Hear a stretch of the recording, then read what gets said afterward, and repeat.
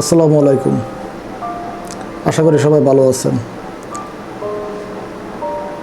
আসলে জীবন চলার পথে আমাদের অনেকের সাথে পরিচয় হয়, অনেকের সাথে উঠবস হয়, অনেকের সাথে দেখা গেছে আমাদের পেশাগত কারণে হোক, সামাজিক কারণে হোক, আমাদের সাথে অনেক লোকের পরিচয় হয়। একটা জিনিস কি, এই পরিচয় হওয়া লোকদের মধ্যে অনেকে দেখা গেছে আপনার জন্য আশীর্বাদ হিসেবে আসে, অনেকে আবার দেখা গেছে আপনার জন্য অভিশাপ হিসেবে আসে। অভিশাপও এই অর্থে বলছি, দেখেন আপনাকে ভালো পরামর্শ দেওয়ার জন্য, ভালো বুদ্ধি দেওয়ার জন্য, আপনাকে হেল্প করার জন্য সবাই কিন্তু আপনার জীবনে আসবে না। কিছু লোক ডেফিনেটলি আলাদাভাবে আসে, কিছু লোক দেখা গেছে যে আপনার জীবনে আশীর্বাদ হিসেবেই থাকে। কথা হচ্ছে ওই আশীর্বাদ যারা আপনার জীবনে আশীর্বাদ হিসেবে আসে নাই, তাদেরকে কখনোই মনে রাখিয়েন না, রাগ খুশি রাখিয়েন না, কষ্ট খুশি রাখিয়েন না। যে গুটি কয়েক মানুষ আপনার জীবনে আশীর্বাদ হিসেবে আসছে, শুধু তাদেরই মনে রাখেন।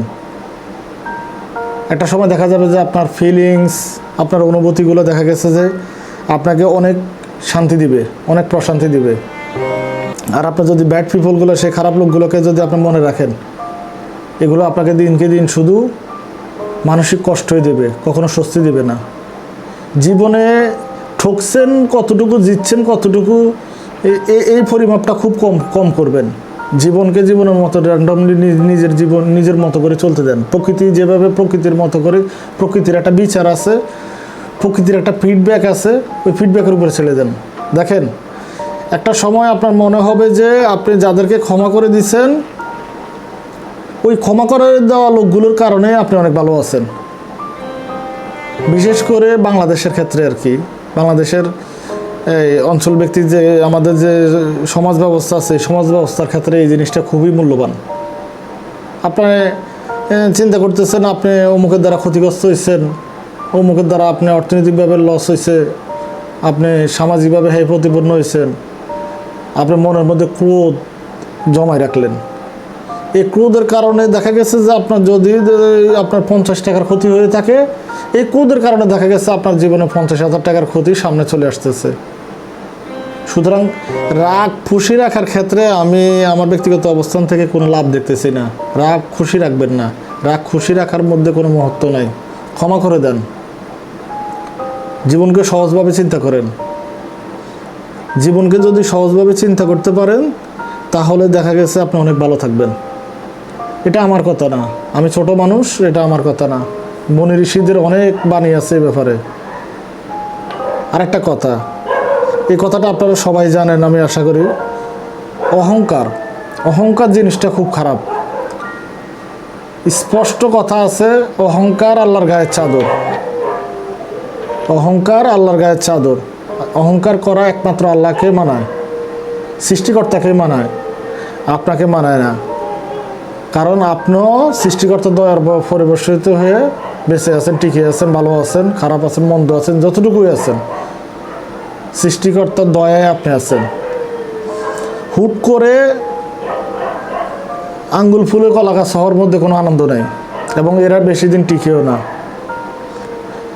আপনি পরিস্থিতির অনুকূলে আপনার কতটুকু আছে, পরিস্থিতি অনুকূলে আপনি কতটুকু থাকতেছেন, এটার উপরে ডিপেন্ড করে আপনার পরবর্তী দিনে সূর্য উদয় কীভাবে হবে। আপনি আজকে একটা কথা আছে, মানে সায়েন্টিফিক ওয়েতে একটা কথা আছে, আপনি যখন ভালো মোডে আছেন, যখন আনন্দ মোডে আছেন, তখন কাউকে কোনো কথা দিবেন না। ওই কথা দেওয়ার মধ্যে অনেক ভুল হতে পারে, কারণ আপনি তখন খুশিতে আছেন, অনেক চিল মোডে আছেন, আবেগে অনেক কথা দিয়ে ফেলবেন। সুতরাং কোনো মানে আনন্দ কোনো মুহূর্তে থাকলে কাউকে কোনো কথা দিবেন না। কাউকে কোনো কথা দিলে অবশ্যই ধীরে সুস্থে কথা দিবেন। আর একটা কথা হচ্ছে, যখন কোনো খারাপ সময় যায় তখন হুট করে কোনো সিদ্ধান্ত নেবেন না।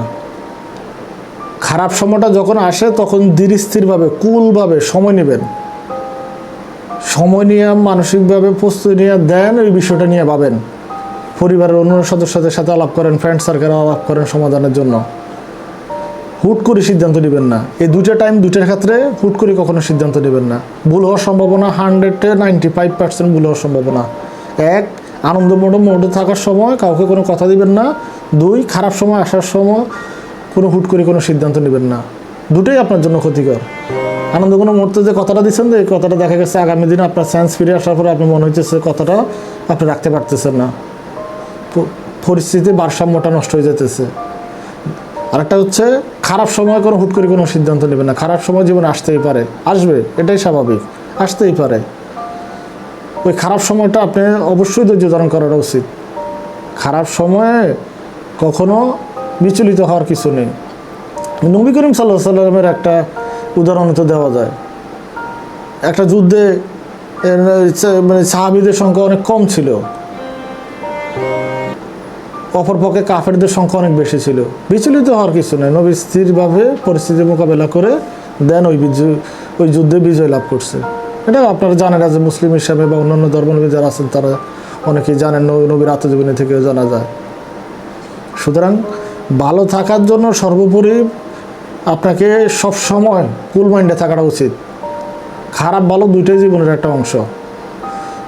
আর অবশ্যই ভালো সময়ে নিজের আত্মীয় স্বজন, ভালো ফ্যামিলি মেম্বারদের সাথে নিজের কাছে রিলেটিভ মানুষদেরকে অবশ্যই মনে রাখতে হবে। যার কারণে ভালো আছেন তাকে মনে রাখবেন, কৃতজ্ঞতা স্বরূপ মনে রাখবেন। উপকার করতে না পারেন, ক্ষতি করার চিন্তা করবেন না। খারাপ পরিস্থিতি যখন আসবে তখনও আত্মীয় স্বজন বা পাড়া প্রতিবেশী বা যারা আপনার ফ্যামিলির সদস্য আছে তাদের সাথে যোগাযোগ রাখবেন। কখনও নিজেকে একলা ফিল করবেন না। একলা ফিল করার মধ্যে অনেক ক্ষতির কারণ দাঁড়িয়ে আছে। আপনার মনে অনেক উল্টাপাল্টা চিন্তা আসতে পারে, একটা জীবন ধ্বংস হয়ে যেতে পারে, একটা সমাজ, একটা পরিবার ধ্বংস হয়ে যেতে পারে, সমাজের অনেক ক্ষতির কারণ হিসেবে আপনি দাঁড়ায় যেতে পারেন।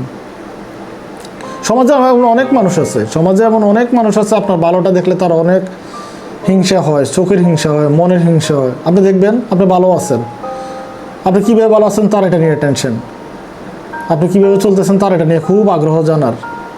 এগুলো পাত্তা দিবেন না, এগুলো লাইফে কোনো পাত্তাই দিবেন না। আপনার মতো করে আপনি থাকেন। যত এগুলো পাত্তা দিবেন, যত এগুলো নিয়ে সময় দিবেন, অত আপনি তার সার্কেলে আস্তে আস্তে আস্তে আস্তে তার সার্কেলে আপনি চলে যাচ্ছেন। মনের অজান্তে আপনি তার সার্কেলে চলে যাচ্ছেন। একটা সময় দেখা যাবে যে আপনার ফোকাসটাই, আপনার যে মেইন গোলটা ছিল ওই গোলটা থেকে আপনি অনেক দূর চলে গেছেন, এবং এটা ন্যাচারালভাবে তখন আপনার অনেক বিশাল অনেক ক্ষতির কারণ হয়ে যাবে। আপনার গোল বিচ্ছিন্ন হয়ে যাবেন, আপনি অনেক দূর চলে যাবেন আপনার ফোকাস থেকে।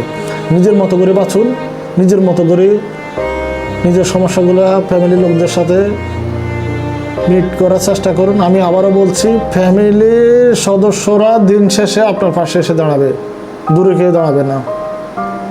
সুতরাং দূরে কারো পরামর্শে কখনো জীবনের সিদ্ধান্তগুলো নিয়েন না। ভালো থাকার জন্য বেশি কিছু দরকার নেই, সহজ সরল চিন্তাধারাগুলোই মানুষকে ভালো থাকতে সাহায্য করে। জীবনকে কখনো জটিল করবেন না, জটিল করার মধ্যে কোনো আনন্দ নেই। ধন্যবাদ।